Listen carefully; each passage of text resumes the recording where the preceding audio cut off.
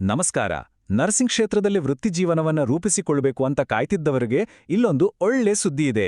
ಹೌದು, ಎಲ್ಲರೂ ಕಾಯ್ತಿದ್ದ ನಾರ್ಸೆಟ್ 10 ಪರೀಕ್ಷೆಯ ಅಧಿಕೃತ ಮಾಹಿತಿ ಕೊನೆಗೂ ಹೊರಬಿದ್ದಿದೆ. ಹಾಗಾದ್ರೆ ಈ ಅವಕಾಶವನ್ನ ಸರಿಯಾಗಿ ಬಳಸ್ಕೊಳ್ಳೋದು ಹೇಗೆ? ಬನ್ನಿ, ಇದರ ಬಗ್ಗೆ ಪ್ರತಿಯೊಂದು ವಿವರವನ್ನು ಒಂದೊಂದಾಗಿ ನೋಡೋಣ. ಈ ಪರೀಕ್ಷೆಗೆ ತಯಾರಾಗಲು ಏನೆಲ್ಲ ಬೇಕು ಅನ್ನೋ ಪ್ರತಿಯೊಂದು ಮಾಹಿತಿಯನ್ನು ನಾವು ಹಂತ ಹಂತವಾಗಿ ತಿಳಿದುಕೊಳ್ಳೋಣ. ಮೊದಲು ಈ ಅನೌನ್ಸ್ಮೆಂಟ್ ಏನು ಅಂತ ಮಾಡೋಣ. ಆಮೇಲೆ ಯಾವ್ಯಾವ ಡೇಟ್ಸ್ನ ಕ್ಯಾಲೆಂಡರ್ನಲ್ಲಿ ಮಾರ್ಕ್ ಮಾಡಿ ಇಟ್ಕೋಬೇಕು, ಯಾರೆಲ್ಲ ಅಪ್ಲೈ ಮಾಡ್ಬೋದು, ಫೀಸ್ ಎಷ್ಟಿರುತ್ತೆ, ಮತ್ತು ಕೊನೆಗೆ ಈ ಸೆಲೆಕ್ಷನ್ ಪ್ರೋಸೆಸ್ ಹೇಗಿರುತ್ತೆ ಅನ್ನೋದನ್ನ ಡೀಟೇಲ್ ಆಗಿ ಅರ್ಥ ಮಾಡ್ಕೊಳ್ಳೋಣ. ಸರಿ, ಹಾಗಾದ್ರೆ ಮೊದಲನೇ ವಿಷಯಕ್ಕೆ ಬರೋಣ. ಈ ನೋಟಿಫಿಕೇಷನ್ನಲ್ಲಿ ಏನಿದೆ?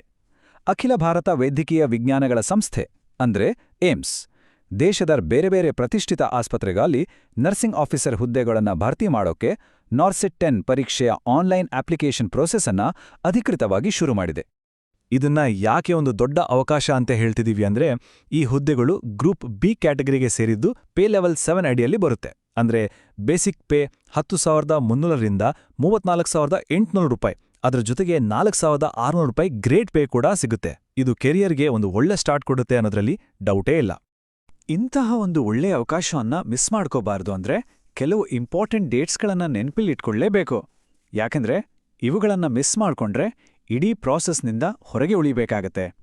ಸರಿ, ಈ ಪರೀಕ್ಷೆಯ ಪೂರ್ತಿ ಟೈಮ್ಲೈನ್ ಹೇಗಿದೆ ನೋಡಿ. ಅಪ್ಲಿಕೇಶನ್ ಪ್ರೋಸೆಸ್ ಫೆಬ್ರವರಿ 24ಕ್ಕೆ ಶುರುವಾಗಿ ಮಾರ್ಚ್ 16ಕ್ಕೆ ಮುಗಿಯುತ್ತೆ. ಅಂದ್ರೆ ಅರ್ಜಿ ಸಲ್ಲಿಸೋಕೆ ಸುಮಾರು 3 ವಾರ ಟೈಮ್ ಇರುತ್ತೆ. ಆಮೇಲೆ ಮೊದಲ ಹಂತ ಅಂದ್ರೆ ಪ್ರಿಲಿಮಿನರಿ ಎಕ್ಸಾಮ್ ಏಪ್ರಿಲ್ 11ಕ್ಕೆ ನಡೆಯುತ್ತೆ. ಇದರಲ್ಲಿ ಕ್ವಾಲಿಫೈ ಆದವರು ಫೈನಲ್ ಸ್ಟೇಜ್ ಅಂದ್ರೆ ಮೇನ್ಸ್ ಎಕ್ಸಾಮ್ ಅನ್ನ ಏಪ್ರಿಲ್ 30ಕ್ಕೆ ಬರಿಬೇಕಾಗುತ್ತೆ. ಡೇಟ್ಸ್ ಬಗ್ಗೆ ಈಗ ಒಂದು ಕ್ಲಾರಿಟಿ ಸಿಕ್ಕಿದೆ.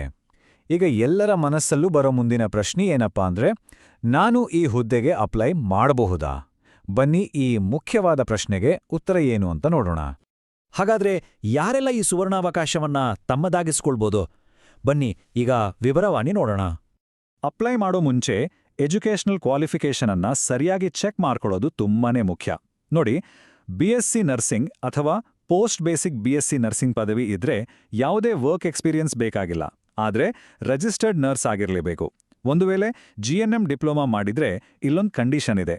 ಕನಿಷ್ಠ 50 ಬೆಡ್ ಇರೋ ಹಾಸ್ಪಿಟಲ್ನಲ್ಲಿ 2 ವರ್ಷದ ಕೆಲಸದ ಅನುಭವ ಕಂಪಲ್ಸರಿ ಬೇಕೇ ಬೇಕು. ಇಲ್ಲಿ ಅರ್ಹತೆಯ ನಂತರದ ಅನುಭವ ಅನ್ನೋದು ತುಂಬಾ ಇಂಪಾರ್ಟೆಂಟ್ ಪಾಯಿಂಟ್. ಅಂದ್ರೆ ಸಿಂಪಲ್ ಆಗಿ ಹೇಳಬೇಕು ಅಂದ್ರೆ, ನಿಮ್ಮ GNM ರಿಸಲ್ಟ್ಸ್ ಅಫಿಷಿಯಲ್ ಆಗಿ ಡಿಕ್ಲೇರ್ ಆದ ದಿನಾಂಕದ ನಂತರ ಗಳಿಸಿದ ಕೆಲಸದ ಅನುಭವ ಮಾತ್ರ ಕೌಂಟ್ ಆಗತ್ತೆ. ಅದಕ್ಕೂ ಮುಂಚಿನ ಎಕ್ಸ್ಪೀರಿಯನ್ಸ್ ಲೆಕ್ಕಕ್ಕೆ ಬರೋದಿಲ್ಲ. ಇದನ್ನ ಗಮನದಲ್ಲಿಟ್ಕೊಳ್ಬೇಕು. ಕ್ವಾಲಿಫಿಕೇಷನ್ ಮತ್ತೆ ಎಕ್ಸ್ಪೀರಿಯನ್ಸ್ ಜೊತೆಗೆ ಏಜ್ ಲಿಮಿಟ್ ಕೂಡ ಇದೆ.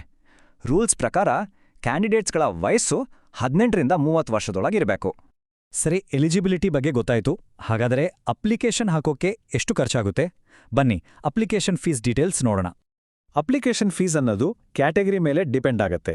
ಜನರಲ್ ಮತ್ತೆ OBC ಕ್ಯಾಂಡಿಡೇಟ್ಸ್ಗೆ 3,000 ರೂಪಾಯಿ, SC ಮತ್ತೆ ST ಕ್ಯಾಂಡಿಡೇಟ್ಸ್ಗೆ 2,400 ರೂಪಾಯಿ ಫಿಕ್ಸ್ ಆಗಿದೆ. ಒಂದು ಒಳ್ಳೆ ವಿಷಯ ಏನಂದ್ರೆ, ಅಂಗವಿಕಲ ಅಭ್ಯರ್ಥಿಗಳಿಗೆ ಯಾವುದೇ ಅಪ್ಲಿಕೇಶನ್ ಫೀಸ್ ಇರೋದಿಲ್ಲ. ಇಲ್ಲಿ SC ಮತ್ತೆ ST ಅಭ್ಯರ್ಥಿಗಳಿಗೆ ಒಂದು ಮುಖ್ಯವಾದ ವಿಷಯ ಇದೆ. ಅವರು ಕಟ್ಟುವ 2,400 ರೂಪಾಯಿ ಫೀಸು ವಾಪಸ್ ಬರುತ್ತೆ. ಆದರೆ ಒಂದು ಕಂಡೀಷನ್, ಅವರ ಎಕ್ಸಾಮ್ ಅಟೆಂಡ್ ಮಾಡಿದ್ರೆ ಮಾತ್ರ ಈ ಫೀಸನ್ನು ಸಂಪೂರ್ಣವಾಗಿ ರೀಫಂಡ್ ಮಾಡಲಾಗುತ್ತೆ. ಸೊ ರೀಫಂಡ್ ಪಡಿಬೇಕು ಅಂದ್ರೆ ಎಕ್ಸಾಮ್ ಬರೆಯೋದು ಕಂಪಲ್ಸರಿ. ಅಪ್ಲೈ ಮಾಡಿದಾಯ್ತೋ, ಫೀಸ್ ಕಟ್ಟಿದಾಯ್ತೋ, ಈಗ ಫೈನಲ್ ಸ್ಟೆಪ್ ಅಂದ್ರೆ ಎಕ್ಸಾಮ್. ಸೊ ಈ ಸೆಲೆಕ್ಷನ್ ಪ್ರಾಸೆಸ್ ಹೇಗಿರುತ್ತೆ? ಬನ್ನಿ ಪರೀಕ್ಷೆ ಯಾವ ರೀತಿ ಇರುತ್ತೆ ಅಂತ ಅರ್ಥ ಮಾಡ್ಕೊಳ್ಳೋಣ. ನಾರ್ಸೆಟ್ ಸೆಲೆಕ್ಷನ್ ಪ್ರೋಸೆಸ್ ಅನ್ನೋದು 2 ಹಂತದ ಒಂದು ಸವಾಲು. ಮೊದಲನೆಯದು ಏಪ್ರಿಲ್ 11ಕ್ಕೆ ನಡೆಯೋ ಪ್ರಿಲಿಮಿನರಿ ಎಕ್ಸಾಮ್. ಇದೊಂದು ರೀತಿ ಸ್ಕ್ರೀನಿಂಗ್ ಟೆಸ್ಟ್ ಇದ್ದಾಗೆ. ಇದರಲ್ಲಿ ಯಶಸ್ವಿಯಾದವರು ಮಾತ್ರ ಏಪ್ರಿಲ್ 30ಕ್ಕೆ ನಡೆಯೋ ಅಂತಿಮ ಹಂತ ಅಂದ್ರೆ ಮೇನ್ಸ್ ಎಕ್ಸಾಮ್ಗೆ ಸೆಲೆಕ್ಟ್ ಆಗ್ತಾರೆ. ಇವೆರಡೂ ಕೂಡ ಕಂಪ್ಯೂಟರ್ ಬೇಸ್ಡ್ ಟೆಸ್ಟ್ ಆಗಿರುತ್ತೆ. ಹಾಗಾದ್ರೆ ನಾವು ಮಾತಾಡದ ಎಲ್ಲ ಇಂಪಾರ್ಟೆಂಟ್ ಪಾಯಿಂಟ್ಸ್ನ ಒಂದ್ಸಲ ಕ್ವಿಕ್ ಆಗಿ ನೋಡೋಣ. ಅಪ್ಲಿಕೇಶನ್ ಡೇಟ್ಸ್ ಫೆಬ್ರವರಿ 24 ಇಂದ ಮಾರ್ಚ್ 16. ಎಕ್ಸಾಮ್ ಡೇಟ್ಸ್ ಏಪ್ರಿಲ್ 11 ಮತ್ತೆ ಏಪ್ರಿಲ್ 30. GNM ಕ್ಯಾಂಡಿಡೇಟ್ಸ್ಗೆ 2 ವರ್ಷದ post qualification experience compulsory. SC ST ಕ್ಯಾಂಡಿಡೇಟ್ಸ್ಗೆ ಫೀಸ್ ರೀಫಂಡ್ ಆಗುತ್ತೆ.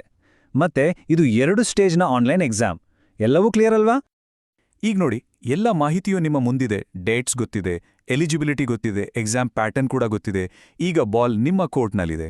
ಈ ಸ್ಪಷ್ಟ ಚಿತ್ರಣದ ಜೊತೆಗೆ ನಿಮ್ಮ ತಯಾರಿಯ ಮೊದಲ ಹೆಜ್ಜೆ ಹೇಗಿರುತ್ತೆ ಯೋಚನೆ ಮಾಡಿ.